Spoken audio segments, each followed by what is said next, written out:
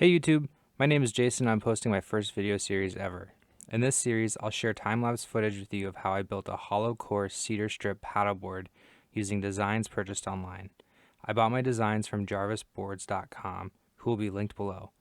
In subsequent videos, I'll show you how I glued the frames square to each other, stripped the skins, added rails, shaped and glassed the board. There are multiple ways to start your build from Jarvis. You can buy just the plans and have them printed at a print shop, like I've done here. You can also have Jarvis CNC cut frames for you and mail them and start with gluing the frame of the board up. To be clear, I'm in no way affiliated with the Jarvis people. In this first video, we'll watch as I use carbon paper and embossing styluses on 1/4-inch marine plywood to transfer the plans from Jarvis to the plywood. You can get PDF files from Jarvis printed at any business print shop. I personally saw a large reduction in price when I had the shop print 2 separate 36-inch runs versus one 72-inch run. Some things I found out during the tracing portion of the build was to use the finest embossing stylus that came in my kit and to use blue tape to tape down the sheets of carbon paper. I also found out that I needed to press a lot harder than I first thought. If I ever had to do this again, I would likely just have Jarvis send me a CNC cut kit, as I was not very happy with my tracing and jigsawing. A picture from the Jarvis website. Please notice each of the frame ribs has 2 tabs on the bottom which are glued to the table and help define the overall shape of the board. The frame has 2 ears on the side that line up with the long rail pieces to keep each frame true and define the outer profile of the board. The frame also features a center slot that determines spacing with the center spine. Finally, the frames have punch-through hole/oval features to help take weight out. Once I finished tracing the frame and spine, I used maybe a 5/8 size twist bit in my drill to drill out the holes in the frame, and I finished out each oval with my jigsaw. I'm sure there are better ways to go about doing this, but this is what I did. I decided to cut all the holes out before cutting each frame out because I wanted there to be as much surrounding wood as possible to keep the workpiece from twisting out of my hands. There were some tight turns, so I used my oscillating multi-tool with a 1/4-inch carbide end cut blade to finish the corners out. These end cut blades are really expensive, so I moved away from this technique relatively quickly.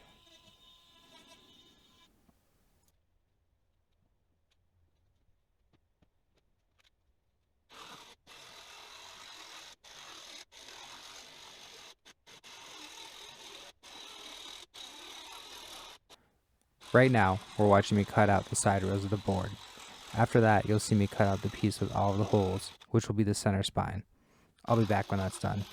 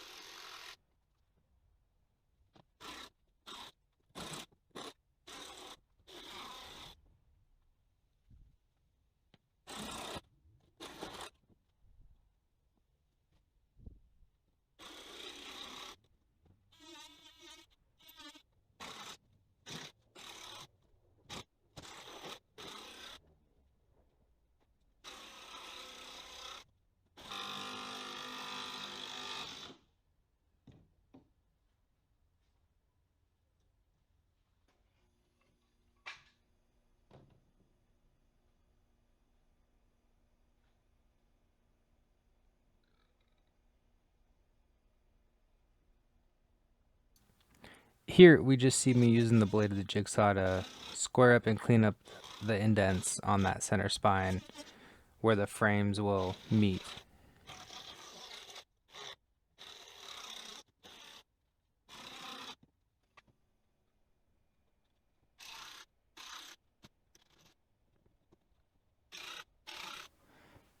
The rest of this sheet of plywood will be devoted to making the ribs of the hollow core.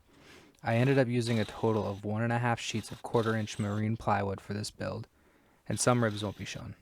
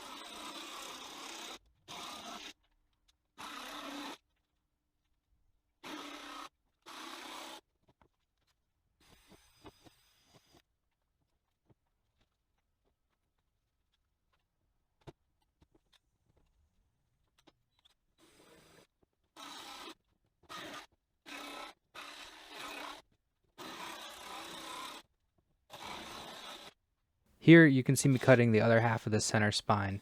The center spine has to be cut in 2 separate parts and scarfed together because a standard sheet of plywood is only 8 feet long, but the spine is 12 feet long.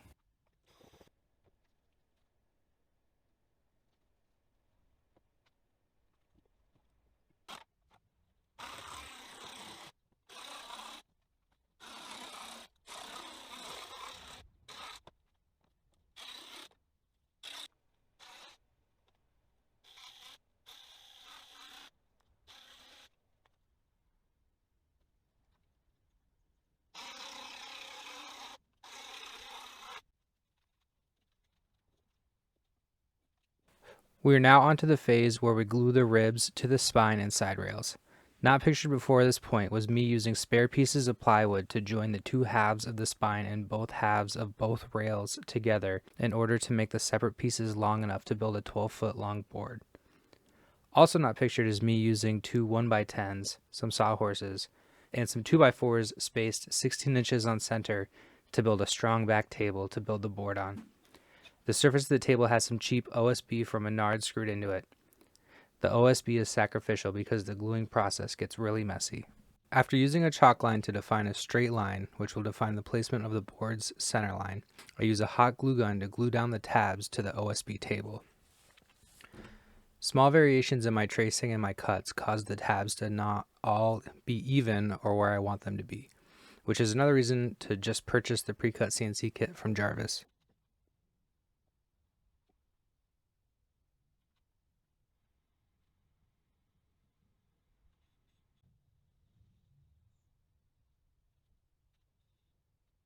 If you look closely where the spine and ribs meet, you'll see that I'm using zip ties to hold the spine and ribs together.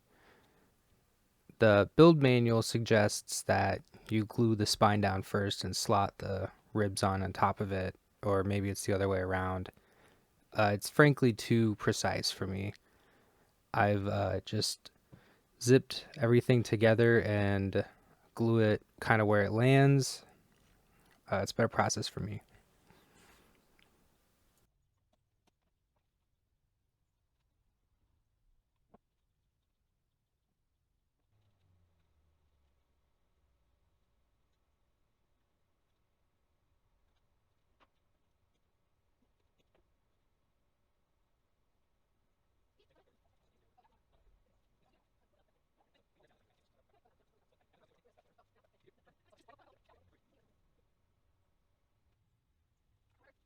Here we see my client and fiance helping me to attach the side rails.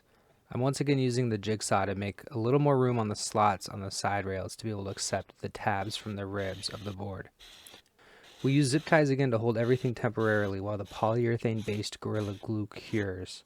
We use a spray bottle to wet the wood, which helps to catalyze the Gorilla Glue foaming reaction.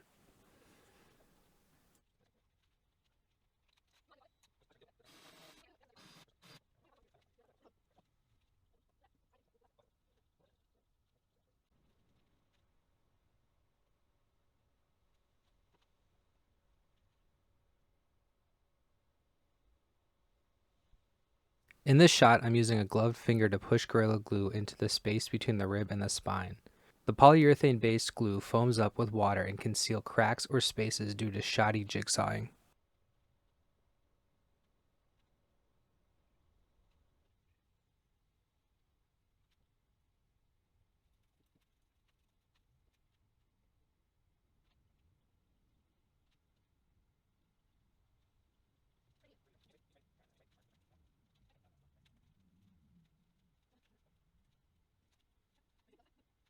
As this video comes to an end, I'd like to thank you for watching. I encourage you to come back soon for my next video, where I'll show the milling of the cedar that will become the skin of this board.